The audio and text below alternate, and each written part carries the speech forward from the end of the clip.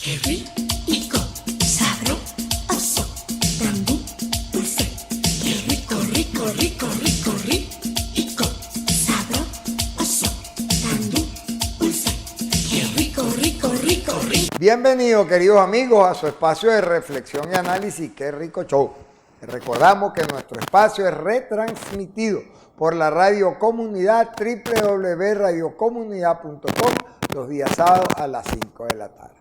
Antes que nada, queremos expresar nuestro dolor y nuestra solidaridad a toda la familia eusebista por la lamentable y trágica muerte de nuestro profesor José Rafael Ramírez, atropellado por una camioneta del SEBIN el día domingo, con algo de negligencia en el camino. Estamos haciendo las averiguaciones, pero mientras los amigos de la Asociación de Profesores establecen las responsabilidades, vaya desde aquí nuestra expresión de sentimientos de dolor profundo. Yo vi a José Rafael apenas el viernes y tuvimos él siempre tan ameno y tan jovial y tan agradable de tratarlo, y cónchale, ya el domingo nos informan de esta infausta noticia. Bueno, paz a su resto.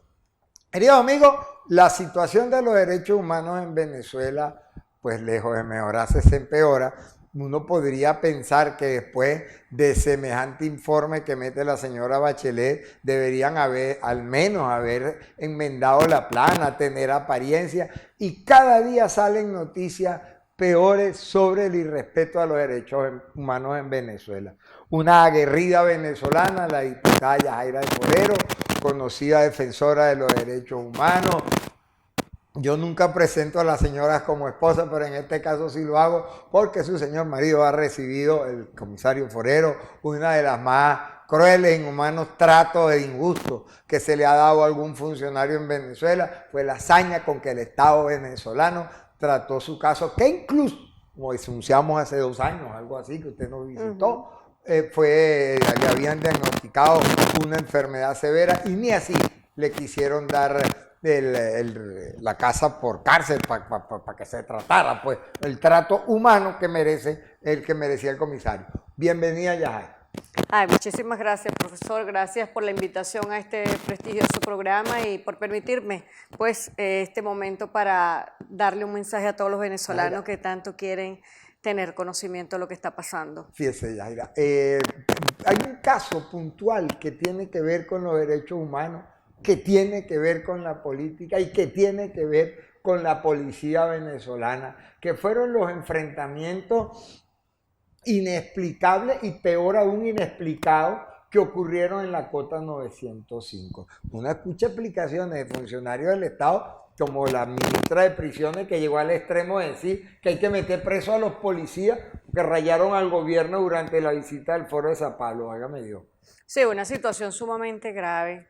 Gracias por tocarme este punto, porque verdaderamente es algo que nosotros no lo pudiéramos creer si no lo leyéramos y si no lo viéramos, estas declaraciones tan bárbaras que dio la ministra para el sistema penitenciario, Iris Valera, quien en vez de decir que se abra una investigación para estas personas, que por cierto están en las mal llamadas zonas de paz. Yo siempre digo que no son zonas de paz, son zonas de guerra, son zonas de impunidad, son guaridas de delincuentes, muy lamentable, porque pareciera mentira, uno lo dice así, pero es que ahí hay un pueblo, en esas zonas de paz hay un pueblo que está sufriendo, ¿Sometido? Hay un pueblo que está sometido por estos delincuentes, hay un pueblo que está sometido y por culpa de este gobierno, que fue quien creó estas zonas de paz en el año 2013, en septiembre del año 2013, cuando aquel movimiento de la paz y la vida, que dependía del Ministerio Interior y Justicia y Paz, lo promovió el actual alcalde de Sucre. Que exactamente, Rangel Ábalos. Correcto. O que aparecían aquellas fotos con toda la parte de estas bandas. Esa era una banda donde aparece él en la foto, pero hoy, gracias a esas zonas de paz, se reorganizaron, se unieron estas bandas y crearon lo que son ahora las megabandas, que están mejor estructuradas, que están más organizadas y que enfrentan totalmente a los funcionarios policiales con armas superiores, con un potencial bélico, que eso es lo que la ministra debería de exigir, que se averiguara, que se investigara de dónde sacaron las Kalashnikov, las FLOFAL, las granadas, los AR-15 que utilizan estos delincuentes ahí. Del ejército, entonces nosotros nos preguntamos, hay armas allí que no deberían de tener estos delincuentes y de dónde las sacaron. Deberían de investigar quiénes son los cabecillas de esas bandas, dónde están, para que los puedan capturar. ¿Cómo usted que tiene contacto, pues experiencia, su marido, un experto comisario de la Policía Metropolitana, cómo se explica la ausencia de inteligencia policial en los barrios para el control de las bandas cuando supuestamente los barrios están organizados por comités, consejos comunales, centros VC, Chachú, los partidos políticos tienen activismo y nadie le sabe el nombre y el apellido a esos muchachos de la banda? Eso tiene un solo nombre, falta de voluntad política. Al gobierno simplemente no le interesa ni le ha interesado acabar con estas bandas delictivas, no le interesa ni le ha interesado bajar los índices delictivos que tienen, como le decía yo en estos días, nos tienen autosecuestrados en nuestras casas. Porque nosotros los venezolanos hemos tenido que tomar medidas de prevención para poder resguardar nuestras vidas. Porque sabemos que un gobierno que simplemente no tiene esta voluntad política, en vez de investigar a los delincuentes, ahora van a investigar a los funcionarios policiales. Y crean una zona de paz donde se le prohíbe a los funcionarios policiales, una de las cosas que dice esta ministra, que cómo es posible que estos funcionarios, estando celebrándose las reuniones del Foro de Sao Paulo acá en Venezuela, fueron a buscar violencia en la Cota 905. Ese día, ¿cómo los van a reprimir? ¿Cómo es posible? O sea, es algo que verdaderamente da mucha vergüenza y es grave. Porque eso es lo que mantiene esta impunidad que hay en estas mal llamadas zonas de paz. Porque el delincuente comete un delito, vamos a poner ejemplo, en Caracas, en El Paraíso, que lo tienen muy cerca y simplemente van y se meten en las zonas de paz. El delincuente está solicitado, bueno, y nada más se mete en sus zonas de paz. Las zonas de paz están en la Cota 905, en el Valle, en Barlovento. Esto es lo que está sucediendo en Venezuela y por eso es que Venezuela hoy muy tristemente ocupa el primer lugar con las cifras de un 81,4% de homicidio, la tasa de homicidio que tenemos los venezolanos hoy en día, ocupa el primer lugar como el país de Latinoamérica más violento que tenemos nosotros. Qué barbaridad. Bueno, también hay un tema que estamos pendientes, pues aprovechando que Yajaira es una defensora intensa de los derechos humanos, para hablar de la situación de nuestros presos políticos. Ya regresamos. Qué rico, sabroso, también dulce. Qué rico, rico, sabroso, también dulce. Qué rico, qué rico, sabroso, también dulce. Qué rico, sabroso, también dulce. Qué rico. Continuamos, queridos amigos, con la diputada Yajaira de Forero, y le decíamos en el negro anterior que así como está toda esta terrible situación de violencia con la megabanda, que es distinto a los colectivos, por cierto, ese es otro problema más que tenemos que resolver los caraqueños, está la situación muy difícil, y que es un tema que, pues, en el cual usted le presta particular atención, la situación de nuestros presos políticos. Recordemos que hoy se cumple el primer año de injusta prisión de Juan Requesén. Está nuestro amigo Marrero, que ya nadie ni lo nombra. Y además pasa sistemáticamente que la lucha por la libertad de los presos políticos, cuando uno tiene un nombre en la calle y aparece una noticia, el preso político desaparece. ¿Cómo va esa defensa de nuestros presos? Gracias por recordar a los presos políticos, porque lo peor que puede sucederle a un preso político es ser olvidado.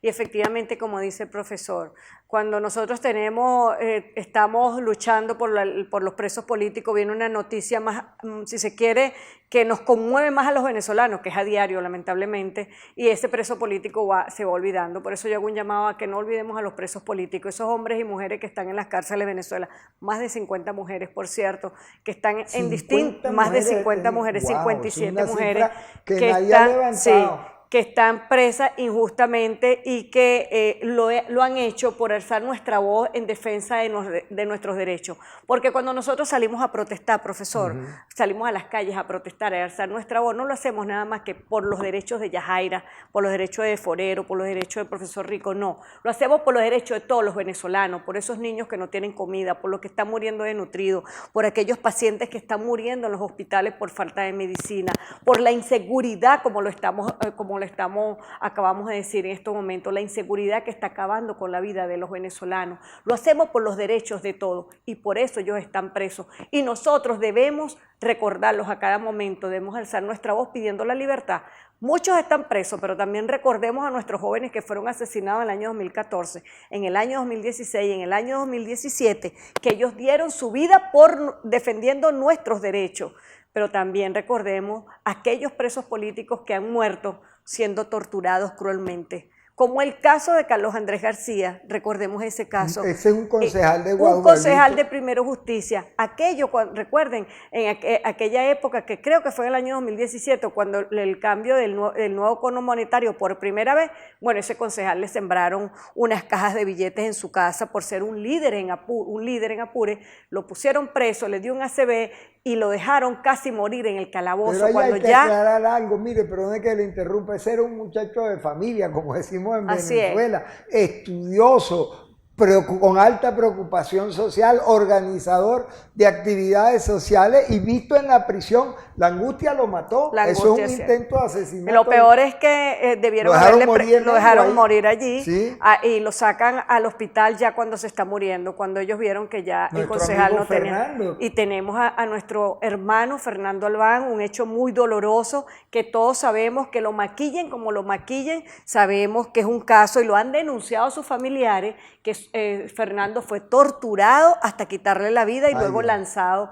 del piso 10 del SEBIN de Plaza Venezuela. Y estando la alta comisionada acá en Venezuela, quien emitió un informe contundente contra las graves violaciones a los derechos humanos en Venezuela, secuestran al capitán de corbeta Rafael Acosta Arévalo, quien fue llevado después al tribunal y lo único que le dijo a su abogado le pidió auxilio y a las pocas horas murió de la cantidad de la tortura tan fuerte que había recibido este capitán. Son hechos muy dolorosos, hechos muy lamentables, que más allá de a nosotros amilanarnos para nosotros seguir denunciando y recibiendo denuncias, por cierto, en la Comisión de Política Interior, que estamos todos los miércoles. Eso al público. Toda denuncia. Exacto, gracias. Toda denuncia de violaciones graves a los derechos humanos nosotros la estamos recibiendo en la Comisión de Política Interior los días miércoles. Allá están las puertas abiertas. A partir de las 10 de la mañana en el piso número 3. Allá estamos recibiendo las denuncias de estas ejecuciones extrajudiciales, que por cierto, así como nosotros defendemos a los policías, que no puede ser que el policía sea el que vaya a ir preso cuando vaya a hacer un procedimiento, también nosotros tenemos que rechazar la actuación de los policías cuando violan los derechos humanos de personas, de cualquier persona, porque en Venezuela no Me gusta mucho esa posición. Mire, el sábado la policía tenía un retén, una alcabala ahí retén dicen en Colombia, una alcabala ahí en Plaza Venezuela, frente al donde estaba el Bicentenario, y registrando a los carros le sacaban regalitos, regálame tal cosa, regálame otra cosa. Eso es matraca, hermano, eso no lo puede defender nadie, eso es corrupción. Robo. Así es, claro, eso es totalmente. Nosotros tenemos que rechazar la actuación de policías corruptos, de policías violadores a los derechos humanos, y también hemos recibido muy tristes denuncias de ejecuciones extrajudiciales por parte de funcionarios de distintos cuerpos de seguridad, pero quienes llevan la batuta son los policías del FAE y el 6CPC. Es un llamado a la reflexión, son delitos, graves violaciones a los derechos humanos, estos delitos no prescriben y nosotros vamos a investigar esto hasta las últimas consecuencias. Sí, pero el problema, por ejemplo, con el FAE es que actúan con una máscara que parece un cadáver ahí, parecen de esa fiesta mexicana con una cara de calavera y nadie los denuncia. No hay forma de leer el nombre de un funcionario del FAE. Es que esto es asombroso. La Constitución te establece que nosotros... Asociación para delinquir. Totalmente. Nosotros los funcionarios, porque te recuerdo que yo soy comisaria jefe Claro, de la que Policía yo sé Metropolitana, y nosotros siempre, lo primero que a nosotros nos exigían es que nos teníamos que tener el nombre visible. Fue tanto así que a las patrullas había que ponerle un número bien grande identificada. Nosotros en los chalecos antibala, porque anterior teníamos en el uniforme el nombre, pero entonces con el chaleco no tapábamos. Leía, entonces en el chaleco teníamos que tener nuestro nombre visible, porque si Yajaira Castro cometía un delito en contra de una persona o abusaba de su autoridad como funcionaria policial, tenía que ser denunciada. Transparencia Venezuela nos hacía a nosotros una exposición el miércoles en la Comisión de Política Interior y a mí me daba dolor, como ellos decían, la investigación que ellos hicieron en el 6CPC, que en el 6CPC no hay ninguna oficina o órgano donde pueda ir una persona a denunciar a un funcionario que le ha violado sus derechos humanos. Cosa que no, eso lo que conlleva es a que no se controle aquellos funcionarios que abusan de su autoridad. Por supuesto, hay impunidad y ellos se sienten amparados en que nadie los va a ir a denunciar. Esto es sumamente grave. Claro, eso es lo que le pasó con el caso de nuestro amigo José Rafael Jiménez, que unos muchachos del SEBIN lo atropellaron y lo dejaron en el clínico, y finalmente en la tarde, cuando comenzó la asociación de profesores y la familia a hacer las denuncias, es que apareció un funcionario, vamos, más adulto y asumió cierta responsabilidad. Eso está en pleno desarrollo. Pero la acción primaria del policía, del funcionario antes que atender al ciudadano, fue esconder el caso. Eso dice que hay una tradición de impunidad. Comisaria y diputada, su cámara para que se despida. Bueno, mira, primero darle un mensaje al pueblo venezolano. Nosotros no nos podemos desanimar, las esperanzas no se pueden perder, tenemos que seguir luchando, y se lo dice una mujer que llevó 20 años luchando. Mi esposo fue preso político y si yo me hubiese quedado en mi casa no visibilizo el caso. Nosotros tenemos que visibilizarlo. Ahí está la lucha que hemos dado, ahí está plasmado. Y las denuncias que hemos hecho está plasmado en un informe que hoy en día le es costoso políticamente a un gobierno ocultar que son violadores a los derechos humanos. Bueno, queridos amigos, como dije al comienzo, una aguerrida y contundente comisaria que además es abogado y además es diputada y además sobre todo una ciudadana muy activada. Muchas gracias por haber venido. Con ustedes será hasta mañana. Qué rico, sabroso, también dulce. Qué rico, rico, rico, rico.